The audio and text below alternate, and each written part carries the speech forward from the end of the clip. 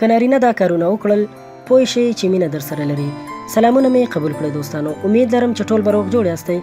دوستانو په دې ویډیو کې تاسو سره په ډیره یو خاص موضوع خبرې کوو. هغه کارونه چې نارینه یې وکړي نو پوه شئ چې تاسو سره مینه لري.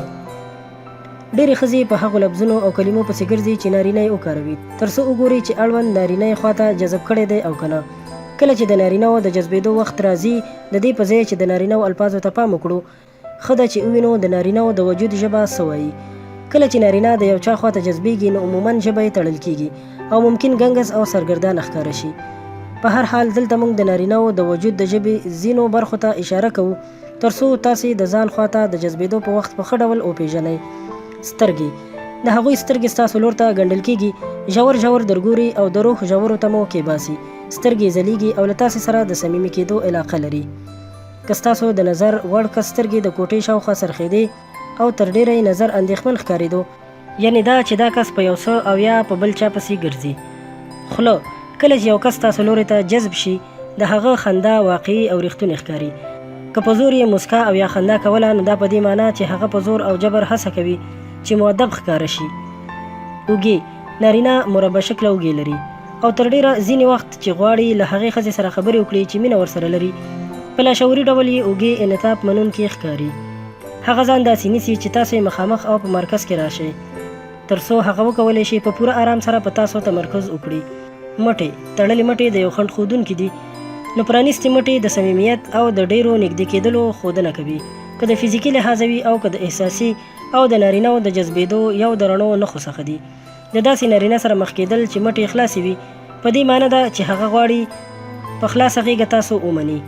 لاسونه کله چې هغه د خپل لاس ګوتې په خپلو ویښتانو کې وهي او یا یې په خپلو جامو کش کوي یعنې دا چې هغه هڅه کوي ستاسې په وړاندې په تر ټولو ښه شکل کې ښکاره شي. ممکن د خبرو پر وخت ستاسو مټ لمس کړي او دا د صمیمیت او تاسو ته د ډېر نږدېوالي ښودونکي دي. پښې هغه چیرته وړي که هغه هڅه کوي چې خپل پلانونه داسې تنظیم کړي چې تل تاسې ته نږدې وي. اړینه نه ده چې تاسو چیرته ځئ، هغه خپله هڅه کوي چې تاسو ته ورسیږي او ستاسې تر څنګ واوسي. که دا لومړنی ځل هم وي چې تاسو هغه سره لیدنه کوئ او یا تصادفي چیرته چې تاسو ځای راښکاره شي تل دا فرصت پیدا کېږي چې هغه ستاسې تر څنګ اوسېدل وغواړي. په لاره تګ کله چې تاسې د داسې نارینه له څنګه تېرېږئ چې ستاسې لور ته جذب شوی دی ممکن سړی ستاسې په مخ کې په راوتلې سینه او شاته کړې اوږې سره په قدم وهلو تیر شي او راتیر شي. دا همغه حالت دی کله چې یوه ښځه ستاسې خواته جذب شوې وي همداسې ستاسې په مخ کې د تګ هڅه کوي. دا داسې کار دی چې ټول خلک یې د خپل مخالف جنس په وړاندې ترسره کوي. چلند کله چې ستاسې د نظر وړ نارینه غواړي چې ستاسې په وړاندې د یو ښاغلي په شان سلوک وکړي او دروازې تاسې ته خلاصوي او یا له تاسې سره مرسته کوي چې خپل وسایل راپورته کړئ. په حقیقت کې تاسو ته د دې ښودلو هڅه کوي چې ارزښت ورته لرئ او تاسو ته د ژوند ساده کول یې خوښیږي. همدارنګه دا کار یې تاسو ته ښایي چې مور یې هغه ډېر ښه روزلی دی.